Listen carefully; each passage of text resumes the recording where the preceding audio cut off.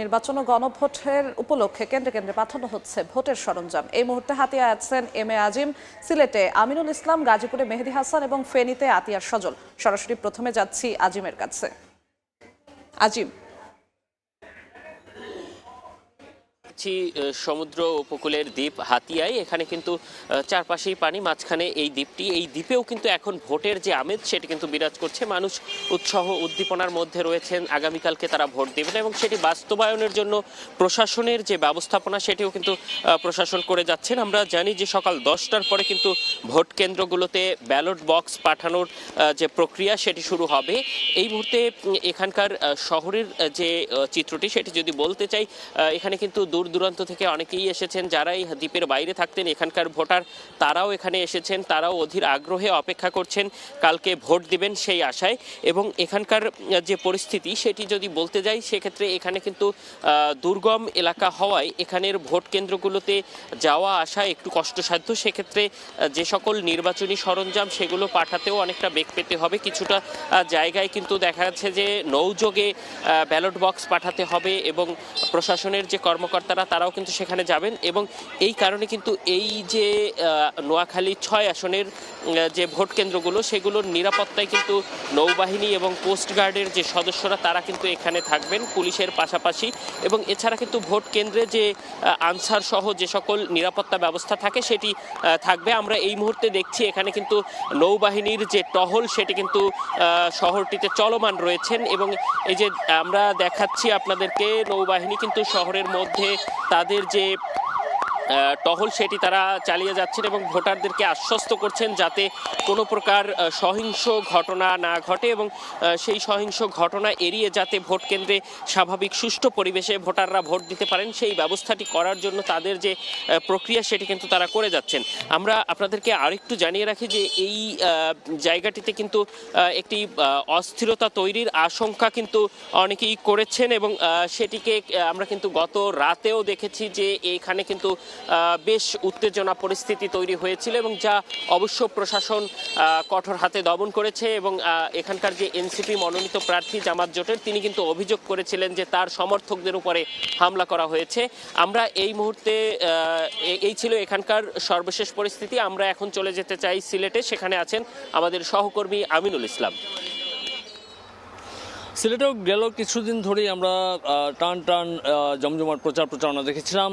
এই মুহূর্তে কিন্তু একদমই শান্ত পরিবেশ বিরাজ করছে, কেননা আগামীকাল ভোট এবং আগামীকালই আসলে ভোটাররা নির্বাচিত করবেন তাদের জনপ্রতিনিধি, কে আসলে এখানে সবচেয়ে বেশি যোগ্যতা সম্পন্ন সেটি তাদের ভোটের মধ্য দিয়ে আসলে উঠে আসবে এবারে নির্বাচনে। আপনারা জানেন যে এবারে নির্বাচনটি অন্যান্য সময়ের চেয়ে একটু আলাদা। এখানে কিন্তু এবার স্বতন্ত্র প্রার্থী যারা রয়েছেন তারাও কিন্তু খুবই হাড্ডাহাড্ডি লড়াইয়ে অংশ নেবেন এমনটি আসলে ধারণা করা যাচ্ছে। এবং পাশাপাশি যে দুটি বড় দল এখানে এবার নির্বাচনে অংশ নিয়েছে, ধানের শীষ এবং দাঁড়িপাল্লার যে প্রার্থীরা রয়েছেন তারা কিন্তু জমজমাট প্রচারণা চালিয়েছেন।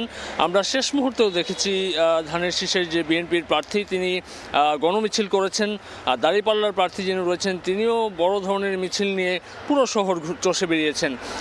এই যে এবারে নির্বাচনে যারা অংশ নিচ্ছেন, নতুন যেসব ভোটার রয়েছেন তারা কিন্তু নানা দিক বিবেচনা করে এবার ভোটে অংশ নেবেন। এবার কিন্তু প্রবাসী ভোটার যারা রয়েছেন তারাও কিন্তু অংশ নিয়েছেন। আপনারা জানেন যে সিলেটের বড় একটি অংশই হচ্ছে প্রবাসী অধ্যুষিত এলাকা এবং এই এলাকার ভোটার যারা রয়েছেন, যারা দেশের বাইরে রয়েছেন, তারা এবারের ভোটে অংশ নিতে পেরে কিন্তু অনেকটাই উৎসব উদযাপনের মধ্য দিয়ে আসলে তারা ভোটটিকে উপভোগ করছেন। একটু বলে রাখি যে এখানকার আইন শৃঙ্খলা রক্ষাকারী যেসব বাহিনী রয়েছে, গতকাল থেকে আমরা দেখেছি যে যৌথ বাহিনীর সতর্ক মহড়া চলছে। কিছুক্ষণ পরপরই কিন্তু আমরা তাদের টহল দেখতে পাচ্ছি। এবং এখন প্রত্যেকটি পয়েন্টে আপনারা জানেন যে গত রাত থেকেই মোটরসাইকেল বন্ধ রয়েছে, পাশাপাশি অন্যান্য যেসব যানবাহন যেগুলো নিরাপত্তা যে ইস্যুগুলো সামনে রেখে রিটার্নিং কর্মকর্তার যে নির্দেশনা, সেই নির্দেশনার পরপর কিন্তু অনেক যানবাহন শহরে কমে গিয়েছে। আপনারা জানেন যে নগরের মূল যে পয়েন্টগুলো আমরা রয়েছে জিন্দাবাজার এলাকায়, এই এলাকাতে এই সময়ে কিন্তু প্রচুর যানবাহন আমরা লক্ষ্য করি। এই মুহূর্তে কিন্তু অর্ধেকেরও বেশি যানবাহন আমরা দেখেছি যে কমে এসেছে এবং প্রত্যেকটি পয়েন্টে পুলিশের পক্ষ থেকে তল্লাশি চৌকি রয়েছে। রাতে আমরা দেখেছি সেনাবাহিনীর তল্লাশি চৌকি, প্রত্যেকটি জায়গাতেই তল্লাশি চলছে এবং যেসব যানবাহনের অনুমোদনবিহীন যেসব যানবাহন চলাচল করছে সেগুলো তারা আটকে দিচ্ছেন। পাশাপাশি কেন্দ্রগুলো যেসব ভোট কেন্দ্র রয়েছে সেই ভোট কেন্দ্রগুলোর নিরাপত্তায় কিন্তু আমরা দেখেছি যে বিপুল সংখ্যক আইন শৃঙ্খলা রক্ষাকারী বাহিনী রয়েছে। আমরা একটু জানতে চাই যে গাজীপুর এলাকার খবর। গাজীপুরে রয়েছেন আমাদের সহকর্মী মেহেদি হাসান, তিনি জানাবেন গাজীপুরের খবর। দেখুন, নির্বাচন যদিও আগামীকাল, তবু নির্বাচনের আনুষ্ঠানিকতা কিন্তু এরই মধ্যে শুরু হয়েছে গাজীপুরে এই মুহূর্তে, অর্থাৎ আজ আর কিছুক্ষণের মধ্যে, ঘণ্টাখানেকের মধ্যেই প্রতিটি কেন্দ্রে কেন্দ্রে যারা আসলে নির্বাচনের দায়িত্ব পালন করবেন তারা আসলে কেন্দ্রে কেন্দ্রে পৌঁছে যাবেন। আমরা রয়েছি গাজীপুরের শহীদ তাজউদ্দিন আহমেদ মেডিকেল কলেজ হাসপাতালের সামনে, অর্থাৎ স্টেডিয়ামের মধ্যে এই মুহূর্তে আনসার সদস্য যারা রয়েছেন, আনসার ভিডিবি যারা রয়েছেন, তাদের সকলকে এখানে একত্রিত করা হয়েছে এবং তাদের দায়িত্বরত যে প্রতিটি কেন্দ্র, সেই প্রতিটি কেন্দ্রে কেন্দ্রে তাদেরকে পাঠানো হবে। আমরা একটু জানিয়ে রাখতে চাই, গাজীপুরে মোট কেন্দ্র রয়েছে প্রায় 935টি কেন্দ্র রয়েছে। সেই 935টি কেন্দ্রের জন্য এই মুহূর্তে এখানে প্রায় 1200 আনসার ভিডিবি সদস্য এখানে জড়ো হয়েছেন। তারা তাদের প্রতিটি কেন্দ্রে কেন্দ্রে গাড়িতে করে আসলে তাদেরকে পৌঁছে দেওয়া হবে এবং তারা যেটি বলা হচ্ছে যে আজকে থেকে কিন্তু কেন্দ্রের নিরাপত্তা নিশ্চিতের জন্যই কিন্তু এই কার্যক্রম নেওয়া হয়েছে। কেননা যেই ধরনের কার্যক্রম আমরা বিগত নির্বাচনগুলোতে দেখতে পেয়েছি, তারা যেটি বলছেন যে রাতে কেন্দ্রের নিরাপত্তা নিশ্চিতের জন্য বেশি জোরদার করা হয়েছে। সেই জন্যই কিন্তু 24 ঘন্টা অর্থাৎ আজকে থেকেই যে নির্বাচনের যে কেন্দ্র সেটি পাহারা দেওয়ার জন্য আনসার ভিডিবি সদস্যদের এই গাজীপুর থেকে প্রতিটি কেন্দ্রে কেন্দ্রে পৌঁছে দেওয়া হচ্ছে। একটু সদস্যদের সংখ্যা যদি বলি, প্রায় 1000 কেন্দ্র রয়েছে। সেই 1000 কেন্দ্রে 1200 জন আনসার ভিডিবি সদস্য, অর্থাৎ প্রতিটি কেন্দ্রে কিন্তু 120 জন করে আনসার সদস্য দায়িত্ব পালন করবেন, এমনটাই কিন্তু আসলে বলা হচ্ছে। এবং তার পাশাপাশি শুধুমাত্র আনসার ভিডিবি সদস্য না, তার পাশাপাশি আমরা জানি আইন শৃঙ্খলা বাহিনী সদস্য, পুলিশের সদস্য, বিজিবি সদস্য এবং র্যাব, সেনাবাহিনীর, অর্থাৎ প্রতিটি টিম থেকে কিন্তু আসলে অর্থাৎ তারা যেই লক্ষ্য নিয়েছেন যে আসলে নির্বাচনে যে কোনো মূল্যে আসলে গাজীপুরে যে নির্বাচন সেটি আসলে কোনো রকম প্রশ্ন ছাড়াই নির্বাচনকে সফল করবেন, এমনটাই তারা কিন্তু বলছেন। এবং আমরা দেখছি বিপুল সংখ্যক গাড়ি আসলে প্রস্তুত রাখা হয়েছে। এবং একটু জানিয়ে রাখতে চাই, এখন পর্যন্ত জেলা রিটার্নিং কর্মকর্তার কার্যালয় থেকে আমাদেরকে যেটা জানানো হয়েছে যে প্রায় প্রতিটি কেন্দ্রে, অর্থাৎ প্রতিটি কেন্দ্রেই কিন্তু সিসিটিভি ক্যামেরা স্থাপন করা হয়েছে। এবং আজ বেলা 12টার সময় কিন্তু সেই সিসিটিভি ক্যামেরার কার্যক্রম এবং তার সক্ষমতা নিয়ে সাংবাদিকদের সাথে কথা বলার কথা রয়েছে।